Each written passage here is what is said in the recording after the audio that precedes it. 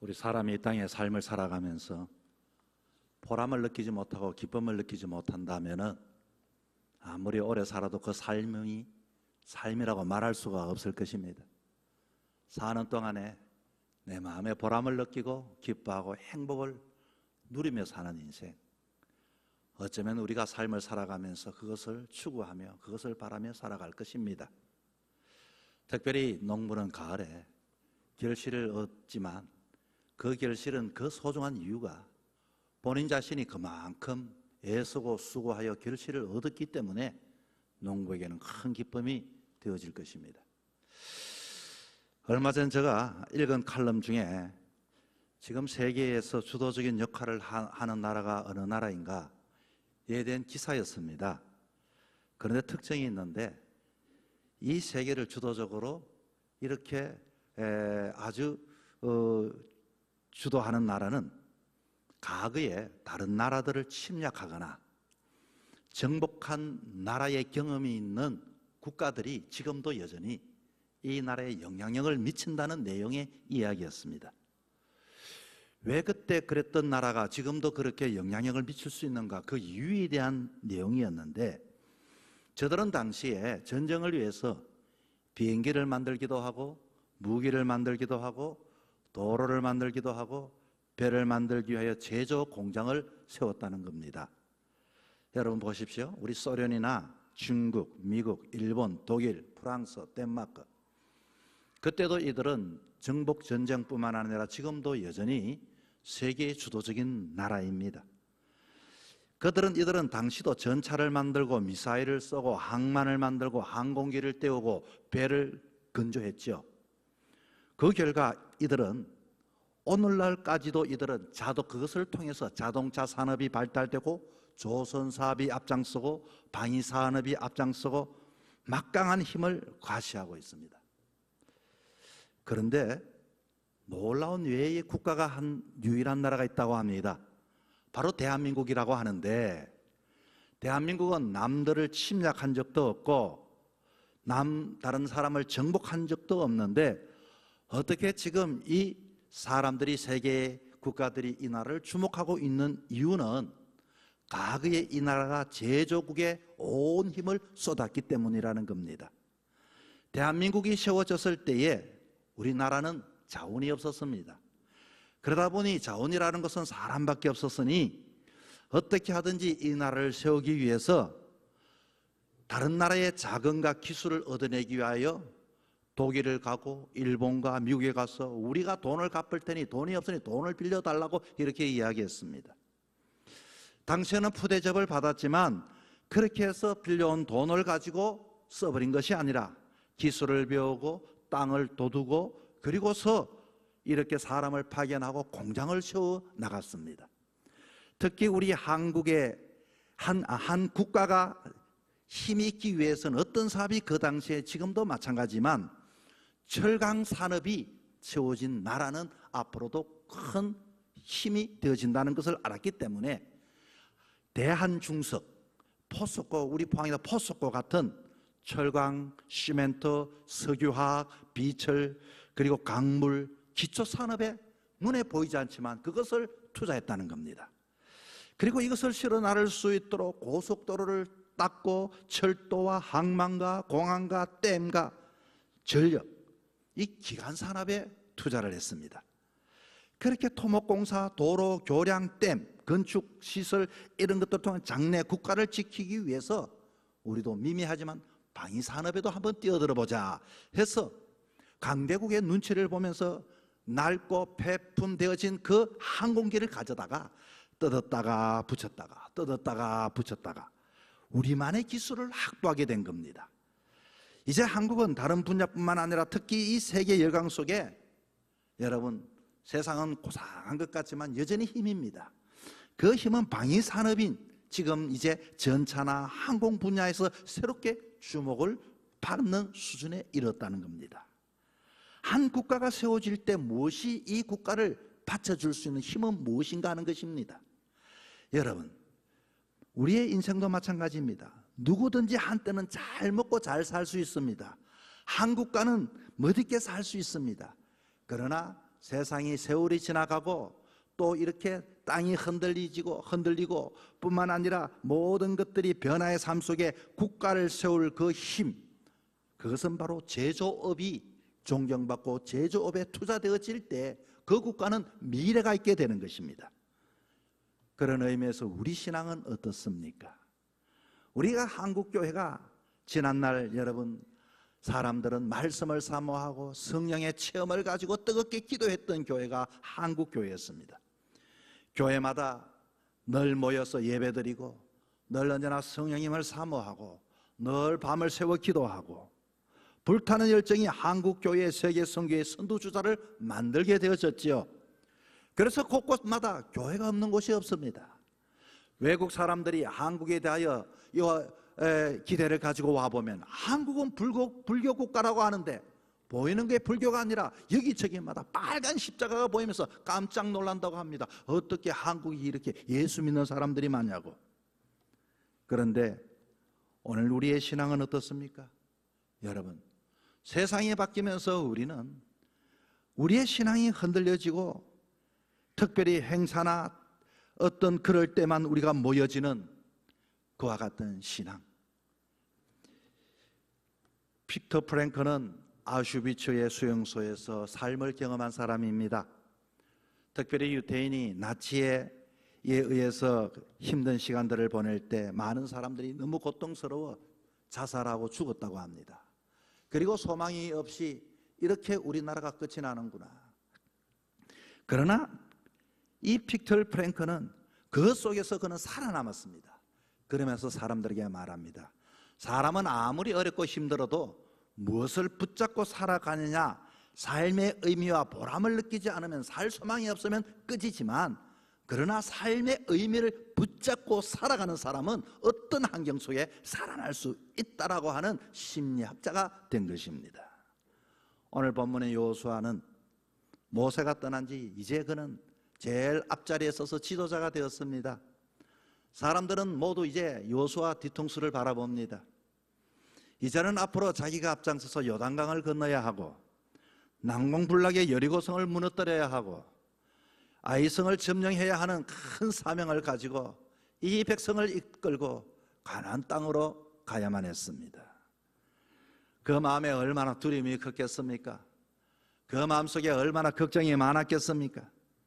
자기가 이렇게 데리고 가는 이 백성들을 바라볼 때 참 성사는 없어 보이고, 그러나 하나님은 여호수아를 앞에 두고 말합니다. 이 율법책을 너희 입에 떠나지 말게 하여 주야로 그것을 묵상하라. 그래하면 너의 길이 평탄하게 될 것이고 너가 형통하리라. 하나님은 여호수아를 붙잡아 놓고 그렇게 말했습니다.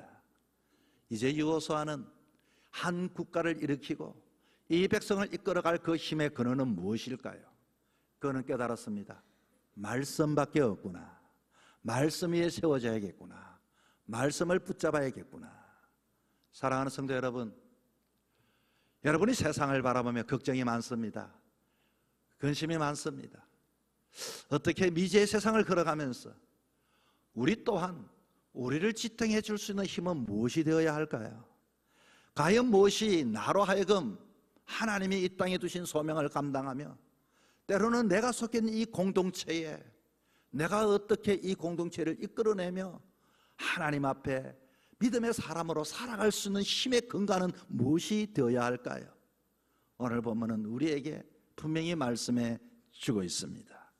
그것은 바로 말씀이라는 것입니다. 그러면 이 말씀이라는 것을 알긴 하지만 정말로 이 말씀을 어떻게 내가 붙잡고 나가야 할 것인지, 이 말씀 산업이라고 하는 말씀의 터 위에 내가 어떻게 세워질 때 내가 정말로 말씀 위에 세워졌구나, 내가 말씀으로 이겨냈구나라고 말할 수 있을까요? 본문을 통하여 한 세 가지를 말씀을 드리려고 합니다. 첫째는 이 말씀을 가지되 이 말씀을 입에서 말씀이 떠나지 않는 삶을 살아야 하는 겁니다. 우리가 인생길을 걸어가며 가장 붙들고 살아가는 것, 물질을 붙잡기도 합니다. 이 물질이 나를 안전하게 하고 행복을 줄 것이라고 생각합니다.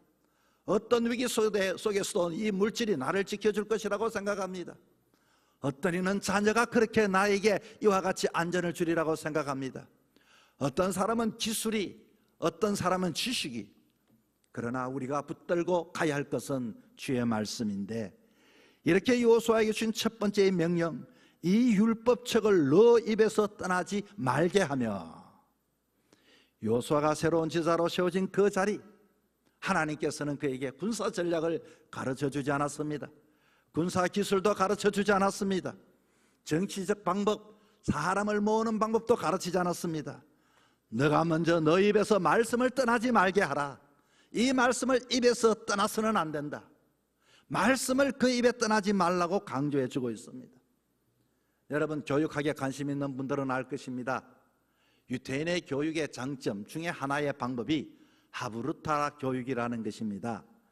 이 하브루타 교육과 하가다라는 교육이 있는데, 이것은 끊임없이 입에다가 중얼중얼 소리내어 자꾸 반복하는 교육, 이게 하브루타 하가다의 교육입니다.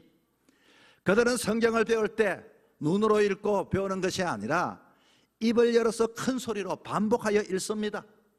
옛날에 우리나라가 한문을 배우면서 그런 게 있잖아요. 몸을 흔들면서 하늘 전 따지 금을 연 우른, 입으로 자꾸 반복하는 것, 이게 여러분 이스라엘의 교육 방법이 이것입니다. 우리는 도서관에 가면 공부한다 하면 조용하게 눈으로 머리로만 암기하지만, 이스라엘은 도서관에 가면 모두가 중얼중얼 소리가 계속 음악처럼 이렇게 입술로 이렇게 반복하는 교육이 하브루타요 하가다의 교육입니다. 그렇게 중얼중얼 반복을 합니다. 단순히 눈으로만 읽는 게 아닙니다. 그냥 귀로만 듣고 고개를 끄덕이는 게 아닙니다. 내 입술로 또 읽고 또 읽고 또 암기하고 또 반복하고 또 반복하고. 그래서 유대 랍비들은 말합니다. 말씀은 눈으로 보면 사라지지만, 귀로만 들으면 흩어지지만, 입으로 말하면 내 영혼에 새겨진다, 이렇게 이야기를 합니다. 여러분, 이스라엘 교육, 이스라엘이 여러분 600만 명이 그 현지 나라에 살고 600이 지금도 세계 각지에 사는 너무나도 초소형 국가임에도 불구하고 모든 분야에 노벨상을 다 휩쓰는 것이 이스라엘 백성들 아니겠습니까? 그것은 바로 이 하브루타 교육에서 솔로몬 교육과이라고 말을 하면서 사람들은 지금도 이 교육법을 반복하고 있는 것입니다. 그렇습니다. 우리의 인생길, 내 인생을 붙잡아 줄 수 있는 것, 이 말씀을 이와 같이 읽지만 말고 끊임없이 말씀을 입에 가까이 대고 입술로 반복하고 이와 같이 암송하며 나갈 때에 우리는 이 말씀 위에 세워지는 인생이 되고 어떤 상황 속에서도 흔들리지 않게 되어집니다. 하나님은 말합니다. 입에서 말씀이 떠나지 않게 하라고 말씀을 합니다. 이것이 우리의 생명줄입니다. 이것이 이 땅에 살아갈 때에 때로는 위기 속에서 일어날 수 있고 견뎌낼 수 있는 힘이 하나님의 말씀이 되는 것입니다. 여러분, 어떤 분이 병원에 입원을 했는데 정말로 성경 말씀이 생각나는 게 아무것도 없더라는 거예요. 찬송가도 생각나는 게 없더라는 겁니다. 여러분, 마지막 주님 앞에 나가기 전에 마지막 그 순간 속에서도 내가 주님 앞에 찬송 좀 부르고 싶은데 눈이 안 보여요. 모든 기력이 없어요. 그러나 어떤 분은 눈을 감으면 찬송이 나오고 말씀이 나오고, 어릴 때 어떨 때 여러분 나옵니까? 어릴 때 외웠던 것. 마찬가지로 여러분 하나님 말씀을 입에 가까이 대고 날마다 말씀을 이렇게 선포하며 살아갈 수 있기를 주 이름으로 축복합니다. 두 번째는 마음의 말씀을 묵상해야 합니다. 여호수아 1장 8절의 말씀에 주야로 그것을 묵상하며, 말씀을 입술로 고백하는 것은 신앙의 시작이지만 그 말씀을 마음 깊이 묵상해내는 것은 신앙의 뿌리까지 영양제를 쭉 주는 것이 묵상입니다. 여호수아 앞에 너무나도 위대한 지도자 모세, 그는 홍해를 가르고 만나와 메추라기를 먹이고 시내산에 하나님의 율법을 받아왔던 사람이 모세 아닙니까? 그런데 여호수아는 평생 그의 곁에만 그냥 있었습니다. 이제는 자신이 그 역할을 해야 하는 겁니다. 그 모든 사명을 받아 이스라엘을 약속의 땅으로 이끌어야 하는데 그의 마음에는 두려움이 생겨나게 되었습니다. 하나님은 잘 알았죠. 두려워하지 말라, 내가 너와 함께함이라. 어떻게 하나님이 함께합니까? 내 마음에 말씀이 이와 같이 묵상되어질 때 하나님은 우리와 함께 하시게 되는 것입니다. 하나님이 있어서 모든 문제를 해결하는 게 아닙니다. 하나님이 계셔서 그에게는 그 장애물이 없어지는 게 아닙니다. 하나님의 사람은 하나님이 함께하는 그 자체가 복이요, 그 자체가 시련 앞에서 하나님이 함께하는 자는 그 어려움을 이겨내게, 하나님을 믿고 이겨내게 되는 것입니다. 여러분, 하나님은 여호수아에게 군사 전략 외교 기술이 아니라 이와 같이 말씀을 묵상하라고 말합니다. 말씀을 묵상하게 되어지면 우리 마음에 말씀이 가득 차게 되어집니다. 우리 안에 두려움이 가득한 사람은 말씀이 가득하게 될 때 이 두려움이 떠나가게 되는 겁니다. 걱정하지 마십시오, 염려하지 마십시오. 여러분, 그거 걱정하지 말라고, 염려하지 말라고 걱정이 안 됩니까? 염려가 안 됩니까? 그래, 나는 걱정 없어, 나는 염려 없어. 그런다고 없어집니까? 어떻게 하면 없앨 수 있습니까? 내 마음에 그 잔에다가 이와 같이 물을 따르면 거기에 있는 모든 물들이, 안에 있는 추한 것들이 다 흘러 넘쳐나게 되고 새로운 물들로 가득 채워지게 되는 겁니다. 성령의 하나님의 말씀의 묵상은 내 마음을 채워내는 자극과도 같은 것입니다. 단순히 말씀을 머리로 생각하는 것이 아니라 내 마음에 반복해서 새기고 이와 같이 그것을 곱씹을 때 내 영혼에 이 말씀이 가득 스며들게 되고 가득 이와 같이 새겨지게 되는 것입니다. 우리의 인생길은 낯선 길을 찾아갈 것입니다. 새로운 직장을 시작하게 되어질 것입니다. 진로를 정해야 할 때가 있습니다. 병상에서 내일을 알 수 없을 때를 맞이하게 될 것입니다. 그럴 때 우리 인생은 끊임없이 불안이 찾아옵니다. 두려움이 찾아옵니다. 그러나 우리 마음속에 주님이 항상 함께 하셔서 여러분 두려움을 물리치고 그 속에도 찬송하며 그 속에 믿음을 지키며 삶을 살아갈 수 있기를 주의 이름으로 축복드립니다. 셋째는 삶 속에서 말씀을 순종하며 살아가는 사람이 되어야 합니다. 여호수아 1장 7절 말씀에 하나님은 여호수아에게 강하고 극기 담대하여 나의 종 모세가 너에게 명령한 그 율법을 다 지켜 행하라. 그리고 좌로나 우로나 치우치지 말라. 왜 좌로나 우로나 치우칩니까? 근심이 많기 때문에. 때로는 내 마음의 말씀을 따를 것인가 상황을 따를 것인가 왔다 갔다 하지만 그러나 율법을 지키라고 합니다. 율법을 붙잡으라고 합니다. 하나님이 여호수아에게 이렇게 단순히 말씀을 암송하거나 묵상하는 차원이 아닙니다. 삶의 자리에서 말씀을 실제로 순종하며 가르치라고 해주고 있는 것입니다. 우리는 성경을 읽고 암송까지 합니다. 그런데 왜 삶 속에서 말씀대로 살지 못합니까? 두려움 때문입니다. 어떤 두려움 때문입니까? 그렇게 살다가는 망할 것 같았어. 그렇게 살다가는 돈을 벌이지 못할 것 같았어.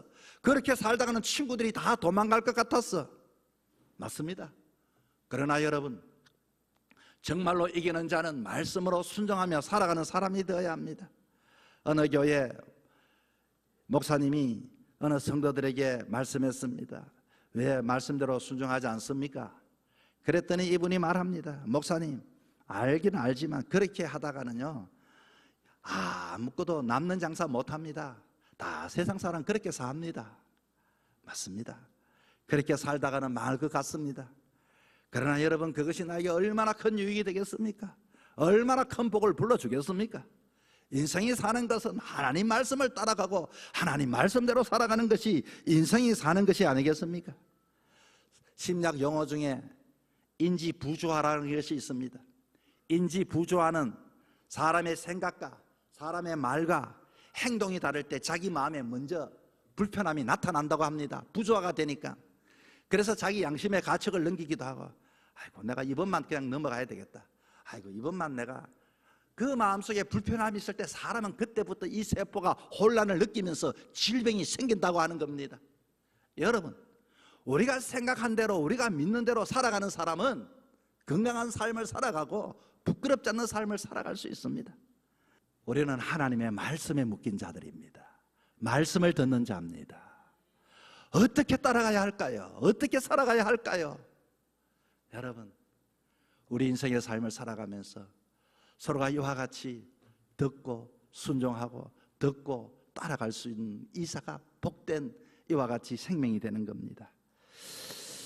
어제 훈련원의 강의 중에, 우리 훈련에서 강의 중에 우리 총회장 목사님이 말씀 중에 제가 그분 구두 이야기를 어제 뛰어앉아 들었습니다. 들었지 여러분? 그분은 교회 신는 구두가 따로 있다고 이야기하지 않았습니까? 제가 어제 교육하기 전에 봤더니 누가 정말로 교회에 신고 왔는지 저 혼자 빗자리를 썰고 1층에서 막 흙이 떨어진 걸 썰었습니다. 저도 그거 속으로 생각해, 우리 교인들은 이게 안 보일까? 왜 내 눈에만 보일까? 지나가는 어떤 아마 교육받으러 오시는 분이, 아마 그분이 2시부터인데 아마 1시 전에 오신 와가 아는 분이에요. 와가 목사님 왜 그거 마십니까? 나한테 물어요. 어떻게 보면 좀 부끄럽기도 하고 우리 교회 안에. 여러분 맞습니다. 저도 오늘 구두를 신고 왔지만 저는 이 교회에서 신는 구두는 아니고 주일날만 신는 구두가 따로 있습니다. 제가 여러분 주일날만 신는 신발 따로 사라는 이야기가 아닙니다. 그만큼 구별하고 단정하게 이날 작은 것이라도 여러분 한번 실천하고 순종할 때 우리 안에 은혜가 있게 되는 것입니다. 이와 같이 우리가 어디든지 법이 있고 태도가 있습니다. 우리 교회가 좋은 교회가 되기 위해서 특별히 자유롭게 이렇게 올 수 있지만, 어제 그런 강의를 하지 않았습니까?